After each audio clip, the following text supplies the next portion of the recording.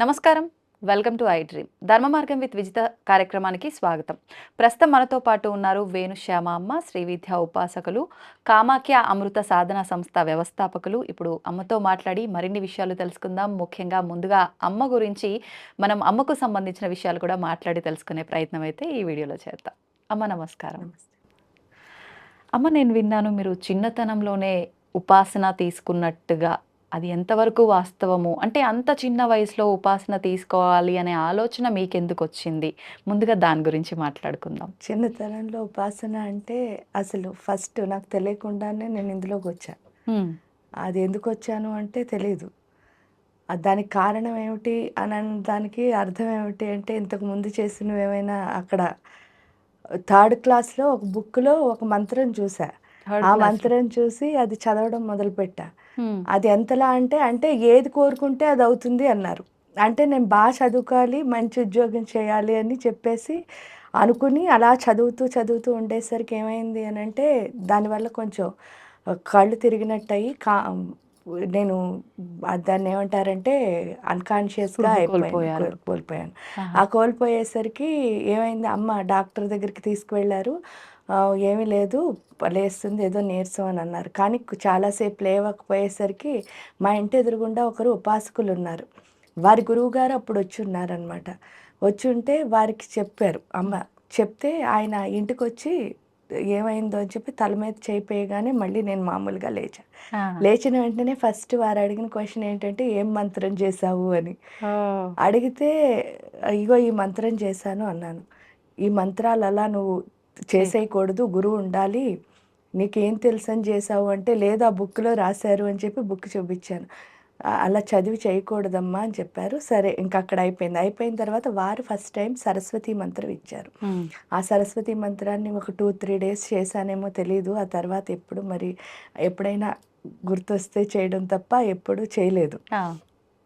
ఆ తర్వాత కాలంలో అలా జరుగుతుండగానే ఒకరోజు ఎక్కడంటే మేము ర్యాలీ అని చెప్పి ఈస్ట్ గోదావరి డిస్ట్రిక్ట్‌లో ఉండేవాళ్ళం. హుహు. ఉన్నప్పుడు మా నాన్నగారు టీచర్ అనమాట. అక్కడ ఉండేసరికి ఏమైంది అంటే ఆ గుడికి ఇప్పుడు కంచి కామకోటి పీఠాధిపతులైన విజయేంద్ర విజయేంద్ర. సరస్వతి వారు వచ్చారు. ఆహా! వస్తే అప్పుడేమైంది అంటే వారు వచ్చేసరికి కరెక్ట్‌గా వారొచ్చిన టైంకే నేను కూడా కాలేజీ నుంచి వచ్చాను ఇంటర్మీడియేట్ చదువుతున్నప్పుడు. హ్మ్. వచ్చేసరికి ఆయన్ని పూర్ణకుంభంతో స్వాగతం చెప్పి తీసుకువెళ్తున్నారు. వారి వెనకాల వెళ్ళాం. ఎందుకు అంటే అంతకుముందే పొద్దున్న అమ్మ చెప్పారనమాట. ఏంటి అంటే, ఆ పీఠాధిపతులు ఉన్నప్పుడు మనం ఉంటే వాళ్ళ గాలి మనకి తగిలితే అవును. మన పాపాలన్నీ పోతాయి అని చెప్పేసి అమ్మ చెప్పింది. చెప్తే సరే అని చెప్పి వెళ్ళాం హ్మ్. అందరం. మా సిస్టర్స్, నేను అందరం అమ్మ అందరం వెళ్ళాం. వెళ్ళేసరికి స్వామి ఏం చేశారంటే ఆయన మెడలో వేసిన దండ తీసి ఎందుకో ఇచ్చారో తెలీదు నాకిచ్చారు.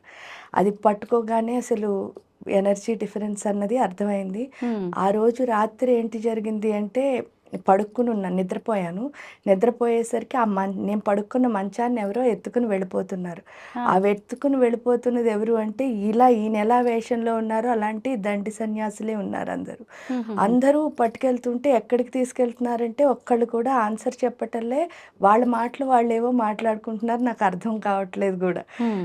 తీసుకెళ్ళి మా ర్యాలి గుడి ఉంది కదా! కేశవ స్వామి గుడి గర్భగుడిలో ఆ మంచాన్ని పాడేశారు. హ్మ్. పాడేసేసరికి ఏమైంది అనంటే అక్కడ నేను చూసేసరికి ఇంకా ఇలాంటి వాళ్ళే బోలెడుమంది. అసలు ఎంతమంది ఉన్నారో నాకు తెలియట్లే. వందల్లో ఉన్నారు. ఆ! ఉండేసరికి అక్కడి నుంచి ఆదిశంకర్ల వారు కనిపిచ్చారు. విగ్రహం వెనకాల నుంచి వస్తూ. హ్మ్. ఫస్ట్ ఆయన్ని చూడగానే నాకు చాలా షాక్ అయ్యి, "అదేంటి మీరు ఆ! చనిపోయారన్నారు కదా! బతికే ఉన్నారా?" అని అడిగితే, "బతికే ఉన్నానో, చనిపోయానో తర్వాత తెలుస్తుంది. కామ్‌గా కూర్చొని నేను మాట్లాడమనే వరకు మాట్లాడకుండా కామ్‌గా ఉండు" అన్నారు. హ్మ్. నాకు భయమేసింది. ఎందుకంటే చాలామంది ఉన్నారు. నేను అవును. ఒక్కదాన్నే ఉన్నానుగా. అప్పుడయ్యేసరికి వాళ్ళందరూ కలిసి శక్తిపాతం అంటే నాకు తెలిసి ఫస్ట్ టైమ్ అయిన శక్తిపాతం అదే. హ్మ్. అదయిన తర్వాతను అవన్నీ ఎప్పుడు తెలుసంటే నేనెప్పుడైతే 2003లో నా గురువుని నేను కలిసానో అమృతానంద సరస్వతుల వారు. వారు చెప్పారనమాట. ఇవన్నీ ఎందుకు జరిగాయి? నేను ఫస్ట్ చేసిన మంత్రం ఏమిటి? హ్మ్. ఆ మంత్రం బాలా మంత్రం నాకు తెలియకుండా నేను చేశాను. అలా అమ్మవారు ఎందుకు తీసుకొచ్చిందో తర్వాత గురూజీని కలిసిన తర్వాత ఇంకా పూర్తిగా లైఫ్ అంతా టర్న్ అయిపోయింది. హ్మ్. ఇంకా అమ్మ, మీరు ఆదిశంకరాచార్యుల వారు మీకు దర్శనమిచ్చిన సమయంలో మీ వయస్సెంత అప్పుడు? ఇంటర్మీడియేట్ అంటే 16, ఇంటర్మీడియేట్. 17 మధ్యలో హ్మ్. ఉంటుంది. ఓకే. ఓకే. అంటే ఇవన్నీ జరిగిన తర్వాత ఇంకా మీకు అనిపిచ్చిందా కంప్లీటు ఈ ఉపాసన, ఆధ్యాత్మికత వైపు ఉండాలి అని చెప్పి? అది నిజం చెప్పాలి అంటే అసలు ఇవన్నీ అయినప్పుడు ఎప్పుడూ అనిపించలేదు. తర్వాత ఎప్పుడూ ఒక లైట్ కనిపిస్తూ ఉండేది. నన్ను ఎక్కడికో తీసుకెళ్తూ ఉండేది. హ్మ్. ఇలా చాలా జరిగినా ఎప్పుడూ అనిపించలే. ఆఖరికి మా గురూజీ ఫస్ట్ టైమ్ అమ్మవారిని ప్రతిష్ఠ చేసినప్పుడు, ఆ అమ్మవారు కరెక్ట్‌గా అక్కడ ప్రాణప్రతిష్ఠ అయిన తర్వాత ఆ రోజు రాత్రి వచ్చి నాకు లైఫ్ అంతా ఎలా జరుగుతుంది అన్నది చెప్పారు. అది కూడా గురూజీని కలిసిన తర్వాతే అర్థమైంది. ఎందుకంటే నేను గురూజీని కలిసిన తర్వాత అక్కడ అమ్మవారిని చూసేసరికి ఇదేంటి ఈవిడే కదా నాకు కనిపించింది అని చెప్పి అప్పుడు ఫస్ట్ నేను గురూజీని అసలు అలాగే హ్మ్. ఆయనతో కాన్వర్సేషన్ అనేది మొదలైంది. అడిగినప్పుడు గురూజీ ఎప్పుడు అంటే అంతకుముందు 3 జన్మల నుంచి ఎలా వస్తుందో అవన్నీ చెప్పుకుంటూ తీసుకొచ్చారు. హ్మ్. కానీ గురువుగారిని చూసిన తర్వాత మాత్రమే ఇందులోకి రావాలనిపించింది నిజం చెప్తే. ఆహా! అంతకుముందు జరిగిన ఎక్స్‌పీరియన్స్‌లేవి ఊరికే దేవుడితో దండం పెట్టుకోవడం అంతవరకు ఆగాయి తప్ప, హ్మ్. ఫస్ట్ టైమ్ నేను గురూజీని చూసినప్పుడు నాకు గురూజీ ఎందుకో నచ్చారు. హ్మ్. అంటే వ్యూస్ చెప్పాలి అంటే ఆయన నాకెప్పుడు ఏమనిపించేది అందరూ ఒక్కటే అవును. అని అనిపించేది. కానీ ఇంట్లో కానీ ఎక్కడ చూసినా సరే అన్నీ తారతమ్యాలు ఉంటూ ఉండేవి. అంటే క్యాస్ట్ అనుకోండి ఏదైనా ప్రతి దాంట్లోనూ తారతమ్యాలు కనిపిస్తూ ఉండేవి. హ్మ్. కానీ గురూజీని చూసినప్పుడే ఫస్ట్ అర్థమైంది ఇలా గూడా ఉండొచ్చు. ఆ! అంటే అందరూ ఎలా ఉన్నా మనం ఇలా కూడా అందరితో కలిసి ఒకేలా ఈక్వల్‌గా ఉండొచ్చు. అంటే గ్రేట్ అని అక్కర్లేదు. అహంకారంగా ఉండక్కర్లేదు. అవన్నీ ఫస్ట్ టైమ్ ఏంటి అంటే ఒక వ్యక్తి చేస్తున్నప్పుడు అంటే నా ఫీలింగ్స్ అక్కడ నేను చూసా. ఓహ్! ఆయన చేస్తూ ఉండడం. అలా హ్మ్. మనం గూడా చెయ్యొచ్చు అని ఎప్పుడు అనిపించిందో ఇంకా నేను చేస్తున్న జాబు. కాకపోతే నాకేంటంటే అటు భర్త అందరూ సహకరించారు. ఇంక అవన్నీ వదిలేసి ఇంకిది చేయాలి అని చెప్పేసి ఇందులోకి కంప్లీట్‌గా. ఇప్పుడు ఎన్ని సంవత్సరాలవుతుందమ్మా కంప్లీట్‌గా వచ్చేసి? కంప్లీట్‌గా వచ్చే 25 ఇయర్స్ అవుతుంది. 25 ఇయర్స్ కంప్లీట్‌గా వదిలేసే. ఓహ్! అంటే వివాహ జీవితంలో ఉన్నప్పటికీ ఇలా ఆధ్యాత్మికత వైపు కంప్లీట్‌గా అలా చే ఉండొచ్చంటారా? ఉండొచ్చు.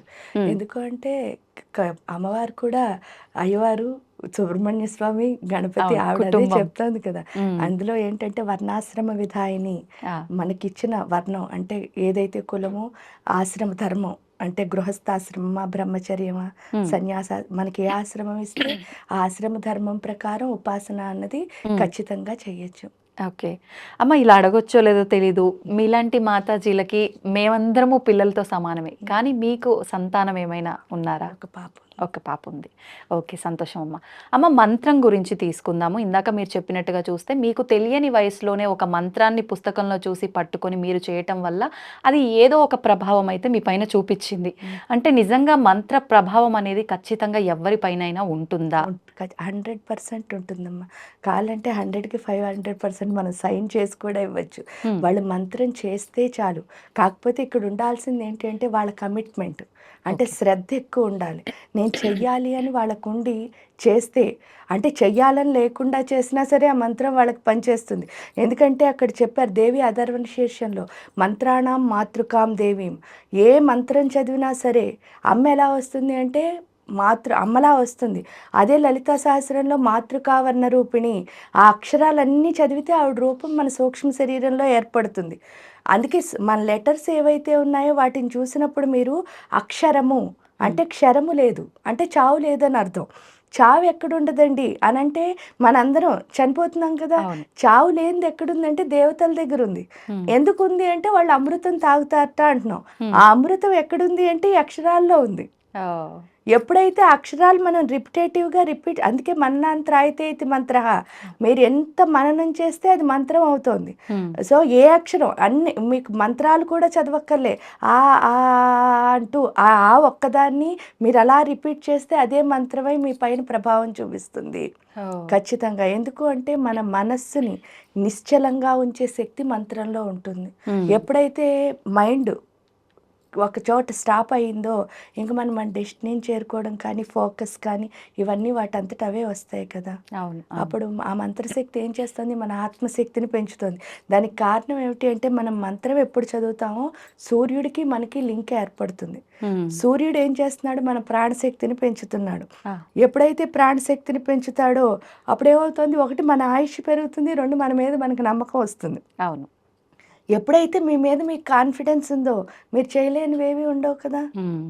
అంతే. సాధించలేనిదే అంతే. ఉండదు. హ్మ్. ఇప్పుడు ఏమవుతుంది, అందుకే మీరు ఎక్కడికి వెళ్ళినా డి విటమిన్ డెఫిషియన్సీ అండి. అవును. డి విటమిన్ డెఫిషియన్సీ అంటే ఏంటి? సూర్యుడితో సూర్యుడు. మనకు కనెక్షన్ లేదు. ఆ కనెక్షన్ ఓన్లీ మంత్రం ద్వారానే ఏర్పడుతుంది. హ్మ్. ఎప్పుడైతే మనం మన విద్యను వదిలేసామో ఏమవుతోందక్కడ? హ్మ్. సూర్యుడితో మనం కనెక్షన్ కనెక్షన్ వదిలేసుకుంటున్నాం. దెబ్బతింటుంది. హ్మ్. సూర్యుడితో కనెక్షన్ దెబ్బతింటే ఏమవుతుంది అంటే, చిన్న ఎగ్జాంపుల్ ఏం లేదు. హ్మ్. మన ఇంట్లో వస్తువుకి పురుగు పట్టిందనుకోండి, ఎక్కడ పెడుతున్నాం? ఎండ్లోనే ఎండలో పెడతామమ్మా. పెడుతున్నాం. అంటే ఎండలో పెడితే ఆ పురుగులు ఏమవుతున్నాయి? వెళ్ళిపోతాయి. ఆ! వెళ్ళిపోతున్నాయి. అదే మన బ్యాక్టీరియా మన లోపల పడితే మనం ఓహ్! ఎక్కడుండాలి? ఎండలో. ఎండలో ఉండాలి. ఆ ఓకే. ఎండలో ప్రతి క్షణం ఉండడం సాధ్యం కాదు కాబట్టే, మన ఋషులు, మునులు ఏం చేశారంటే, ఆ సూర్యశక్తితో ఎప్పుడూ కనెక్ట్ అయ్యి ఉండేటట్టు ఎక్కడున్నా సరే, హ్మ్. ఆ మంత్రాన్ని మనకిచ్చారు. దాన్ని మనం ఎప్పుడు వదిలేసుకున్నామో, మనం సూర్యుడితో ఏం చేసాం? హ్మ్. డిస్కనెక్ట్ అవును. అయిపోయామనమాట. అవును. కాబట్టి ఓకే. మంత్రంకి బలం ఉందా అంటే, గురూజీ ఎప్పుడూ ఒకటే చెప్పేవారు. మంత్రానికి చింతకాయలు రాలుతాయా అండి అని ఎవరైనా అడిగితే, అవును. చింతకాయలు రాలుతాయో రాలవో నాకు తెలీదు కానీ నాయనా, హ్మ్. ఒక మంత్రం చదివి చింత చెట్టుని లేపేయొచ్చు అనేవారు.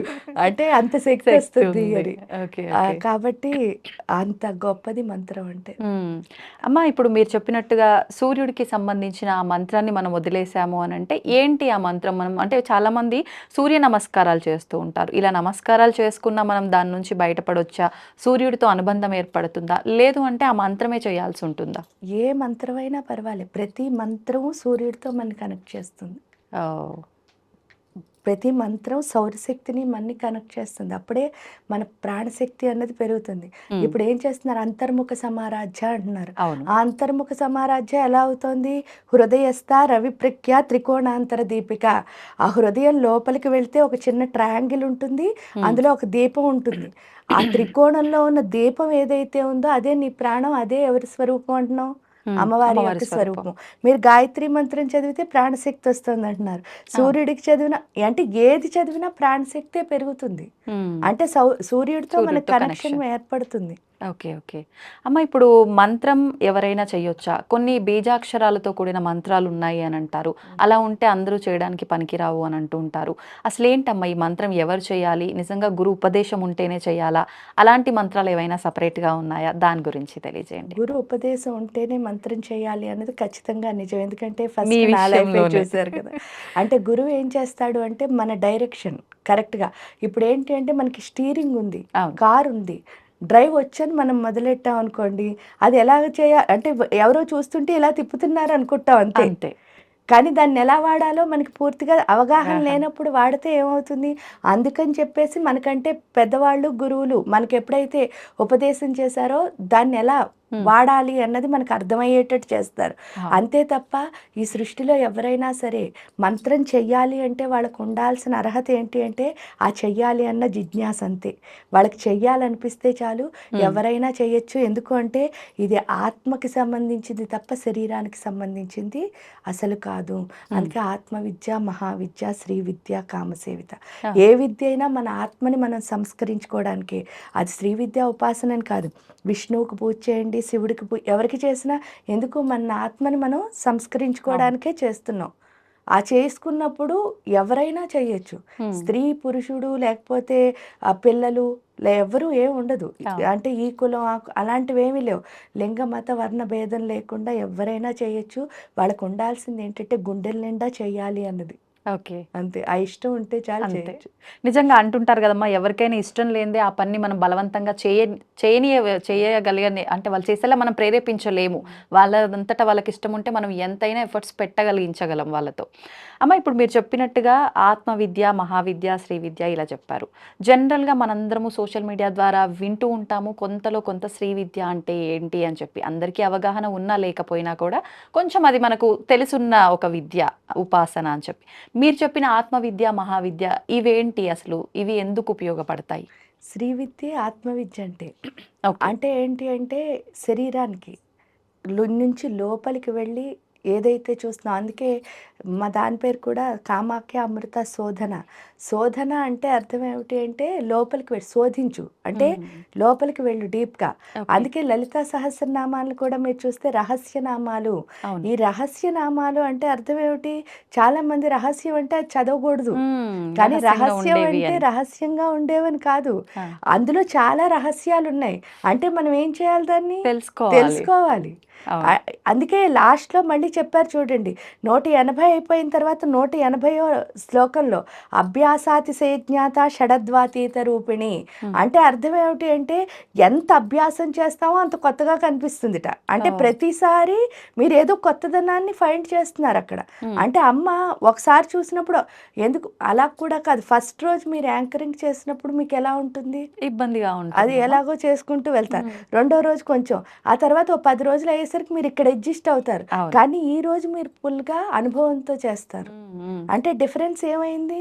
మీ మారుతూ అనుభవం. వస్తుంది అంటే అనుభవం వల్ల. మీరు చేయటంతో ఒక్కొక్కళ్ళతో మీకున్న ఎక్స్‌పీరియన్స్‌లు ఏవైతే ఉన్నాయో అవే మీ లైఫ్ స్టైల్‌లోకి వచ్చేస్తున్నాయి. ఇక్కడ కూడా అంతే. ఏంటంటే అలా లలితా సహస్రం చదవగా ఒక్కొక్క రోజు ఒక్కొక్కలా మనకు అర్థం గోచరిస్తుంది. ఆ హ్మ్. తర్వాత నిజమైన తత్వంలోకి వెళ్ళడమే. అందుకే ఎంత అభ్యాసం చేస్తే అంత ఎక్కువగా అమ్మ యొక్క తత్వాన్ని మనం తెలుసుకోగలం. హ్మ్. అదేంటి అంటే ఆత్మవిద్య అంటే కూడా ఇక్కడ అర్థం మీరు ఎప్పుడైనా సైంటిస్టులు ఏవైనా కనుక్కున్నారనుకోండి, అవును. వాళ్ళు రీసెర్చ్ చేశారండి అంటారు. అవును. కానీ ఇక్కడ ఒక్కచోటే మనం సాధన అంటాం. హ్మ్. సాధన అంటే అర్థం ఏమిటి అంటే శోధించు. ఓకే. దేన్ని శోధించాలి అంటే నిన్ను నువ్వు శోధించు. ఎప్పుడైనా సరే ఇదొక్కటే యూనిక్. మళ్ళీ మిమ్మల్ని నేను శోధించాననుకోండి, అప్పుడేమవుతుంది రీసెర్చే. అంతే. ఎందుకంటే మిమ్మల్ని చూసుకోవడానికి మీరున్నారు కదా! అవును. నన్ను చూసుకోవడానికి నేను ఒకదాన్నే ఉన్నాను. అవును. ఇది ఇంకెవరు శోధించలేరు. కరెక్ట్. కాబట్టి ఇది సెర్చ్. హ్మ్. శోధన అంటే సెర్చ్ అని అర్థం. ఓకే. అది ఓకే. రీసెర్చ్ అవుతోంది. అంటే హుహుహు. ఉంది ఆల్రెడీ. దాన్ని ఉందని చూపిస్తున్నాం. హ్మ్. ఇదేమిటో తెలీదు. దీన్ని చూడడానికి ట్రై చేస్తున్నాం. హ్మ్. అందుకనే ఎప్పుడైనా ఆత్మవిద్య అంటే ఏంటంటే నిన్ను నువ్వే చూసుకో లోపలికి వెళ్ళి. ఆ ఆత్మవిద్య అన్నా కూడా నిజంగా ఏంటి అంటే మానవుడికి ఒక లక్షణం ఉంటుంది. ఆ లక్షణం ఏమిటి అంటే ఎప్పుడూ పక్క వాళ్ళతో పోల్చుకుంటూ ఉంటాం. అవును. అన్నిటికంటే బ్యాడ్ హ్యాబిట్ అదే. ఎందుకు అనంటే అందరితో ఎప్పుడైతే పోల్చుకుంటున్నామో ఈ సృష్టిలో ఉన్న అందరిని, మనం ఏమనుకుంటున్నాం వీళ్ళలా అందరిలా ఉండాలనుకుంటున్నాం. కానీ ఎప్పుడు ఎవరిలా ఉండట్లే. మనలా మనం మనలా ఉండట్లే. మనం ఉండట్లే. అప్పుడు ఏమవుతుంది అంటే మన దగ్గర ఎన్నైనా ఉండనివ్వండి ఈ సృష్టిలో. హ్మ్. ఏదో ఒకటి లేదని అసంతృప్తి. ఖచ్చితంగా ఆ ఉంటుంది. అసంతృప్తి ఏంటి అంటే నన్ను నేను చూసుకోవటంలే. హ్మ్. దానికి అది మనకి తెలియచేయడానికి దేవుడు ఏం చేస్తాడంటే మన ఇంట్లో పిల్లలు పుట్టిస్తాడు. హ్మ్. ఈ పిల్లలు ఈ చూడండి ఎప్పుడైనా తల్లి కానీ అంటే ఇంట్లో ఎవరు పెద్దవాళ్ళైనా హ్మ్. వాళ్ళతో ఆడుతున్నంత సేపు అస్సలు వాళ్ళు పట్టించుకోరు. అవును. అదే మనం పక్కకొచ్చేసాం. పక్కకి రాగానే ఆ పిల్లలకి ఏంటంటే వాళ్ళ మీద అటెన్షన్ కావాలి. హ్మ్. కావాలన్నప్పుడు ఏం చేస్తారంటే అన్ని పిచ్చి పనులు చేసి మనం ఏదో ఫోన్‌లో మాట్లాడుతున్నా, చుట్టాలొచ్చి మాట్లాడుతున్నా, ఫ్రెండ్స్‌తో డిస్టర్బ్ డిస్టర్బ్ చేయడానికి చేస్తారు. ట్రై చేస్తూ ఉంటారు. వాస్తవం. ఎందుకు? వాళ్ళ పైన వాళ్ళకి అటెన్షన్ కావాలంతే. అంతే. దానికోసం చేసినప్పుడు చాలామంది పిల్లల్ని బుజ్జగించి చెప్తారు. హ్మ్. ఇంకా మితిమీరుతోందన్నప్పుడు కొంచెం కోప్పడ్డామనుకోండి, వాళ్ళు వెంటనే బొగ్గుమూతి పెట్టుకొని పక్కకెళ్ళిపోయి కూర్చుంటారు. మళ్ళీ మనమే వెళ్ళి బతిమాలి అవును. తీసుకొస్తాం. సో, ఇక్కడ కూడా ప్రాణం అంతే. హ్మ్. ఎప్పుడు ఏం చేస్తూ ఉంటుంటాం మనం వీళ్ళందరినీ చూస్తూ ఉంటాం. అవును. ఇదేమో పిలుస్తూ ఉంటుంది. పిలిచిన ప్రతిసారి చెప్తా ఉంటా, "కొంసేపు ఆగు, నేను బిజీగా ఉన్నాను. వీళ్ళందరినీ ఎవరు చూస్తారు" అని. ఆ చెప్పిన ప్రతిసారి దీని మొహం ఏమవుతుంది ఆ పిల్లల్లాగే హ్మ్. బొంగుమూతి పెడుతుంది. అలా ఒకసారయితే పర్వాలేదు. అవును. ప్రతిసారి ప్రతిసారి. అదే అవుతున్నప్పుడు ఏమవుతోందంటే అసంతృప్తి ఏర్పడుతోంది. హ్మ్. ఇక్కడ ఆత్మవిద్య అని అందుకే అన్నారనమాట. ఆ అసంతృప్తి ఏర్పడుతోందని ఇప్పుడు మీకొచ్చి నేను చెప్పాననుకో మీరు వినరు. అవును. నాకొచ్చి మీరు చెప్పారనుకో నేను గూడా అవును. వినను. అదే నాకు నేను చెప్పుకున్నాననుకోండి ఖచ్చితంగా వింటాను కదా! వింటాం. ఈ మంత్రం చదవడం ద్వారా ఏం అర్థమవుతుంది అంటే, వీళ్ళందరినీ చూడడం కాదు అసలు నేనేం చేస్తున్నాను? హ్మ్. ఎవరిని చూడాలి? నన్ను నేను నన్ను నేను. చూసుకోవాలి. ఎప్పుడైతే మనని మనం చూసుకోవడం మొదలెడతామో, దాన్నే ఆత్మ సాక్షాత్కార సిద్ధి అంటారు. హ్మ్. అది ఎప్పుడైతే వచ్చిందో ఆత్మ జ్ఞానం అన్నది కలుగుతుంది. హ్మ్. ఇంకప్పుడు ఇక్కడ ఆత్మజ్ఞానం ఎప్పుడైతే కలిగిందో, ఓహో! దీన్ని కూడా శరీరంతో చూడడం కాదు, ఇవన్నీ ఏంటి అంటే ఆత్మలే. ఆ ఆ! ఆత్మని చూడడం వస్తుంది. ఎప్పుడైతే వచ్చిందో ఇంక శరీరం మీద ఈగో అంటే ఇలా చూసినప్పుడు ఏమవుతుంది? అహంకారం. అవును. ఎప్పుడైతే లోపల చూసామో అహంకారం ఏం లేదు. మీరు చేసినా, నేను చేసినా అంతే. ఒకటే. ఒకటే. అందరము అందరం ఒకటే అన్న ఒక్కటే. ఆలోచన ఉంటుంది. అది ఆత్మవిద్య వల్ల వస్తుంది. హ్మ్. అది ఎప్పుడు రావాలంటే ఫస్ట్ మనకు ఆత్మజ్ఞానం మనకు కలగాలి. ఎందుకంటే ఈ టేస్ట్ తెలియకుండా దాన్ని మనం ఏమి చేయలేం. అవును. మనం ఏం చేస్తాం ఎప్పుడు ఇలా చూడాలని ట్రై చేస్తాం. హ్మ్. లేతే దాన్ని మార్చేద్దాం అనుకుంటాం. అవును. ఈ మైండ్‌కే ఈ మైండ్ అర్థం అవ్వకపోతే దాన్నెలా మారుస్తాం అసలు? అంతే. అది అక్కడికి వెళ్ళాక పూర్తిగా అర్థమవుతుంది.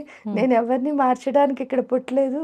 నన్ను ప్ర నేను నన్ను నేను ఉద్ధరించుకోవడానికి. ఉద్ధరించుకోవడానికే పుట్టాను అని తెలుస్తుంది. ఓకే.